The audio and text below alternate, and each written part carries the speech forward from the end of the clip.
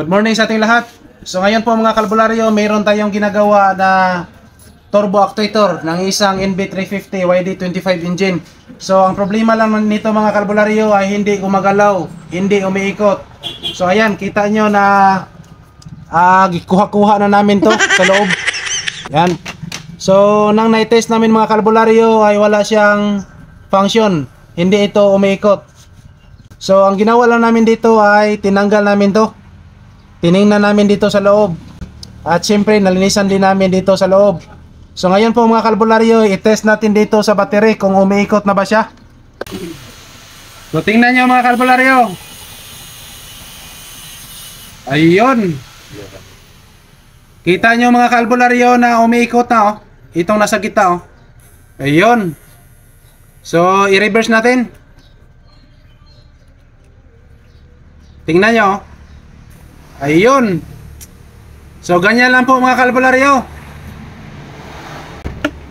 Lagi nating tatandaan na pag hindi ito gumagalaw, pag hindi ito umiikot, ay talagang magkaroon ng low power ang makina natin.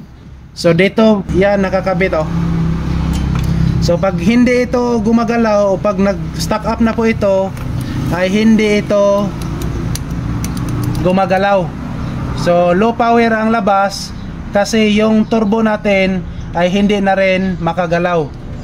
Ayan. So ngayon ibalik na natin at ipakita ko doon mamaya sa mismong makina na nakakabit na ito. Alright. So ito na po mga kalbularyo. Ayan, naikabit na namin ang turbo actuator. At hindi pa natapos. So titingnan lang natin pagkatapos na lahat at makikita natin yung rod na gumagalaw. At pag sakaling hindi pa yan gagalaw mga kalbularyo, ay wala na tayong choice. Dating gawi, magharang-harang naman tayo ng mga puting baboy. Okay, tingnan lang natin mamaya. Ayan, ikabit na namin lahat. So ngayon, titingnan na natin kung gumagalaw na ba ang actuator, ang turbo actuator rod.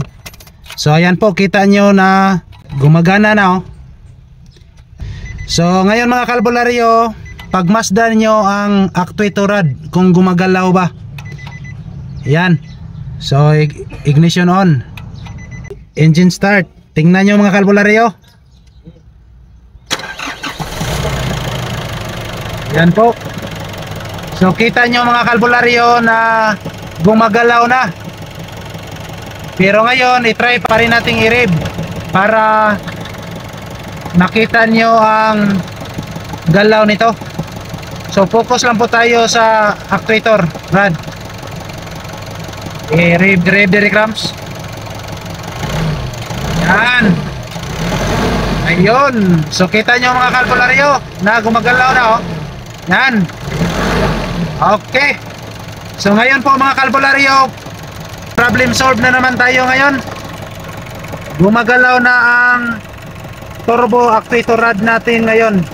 So ganyan lang po kadali mga kalbularyo. Ganyan lang ang gagawin natin pag makaranas tayo ng ganyang problema.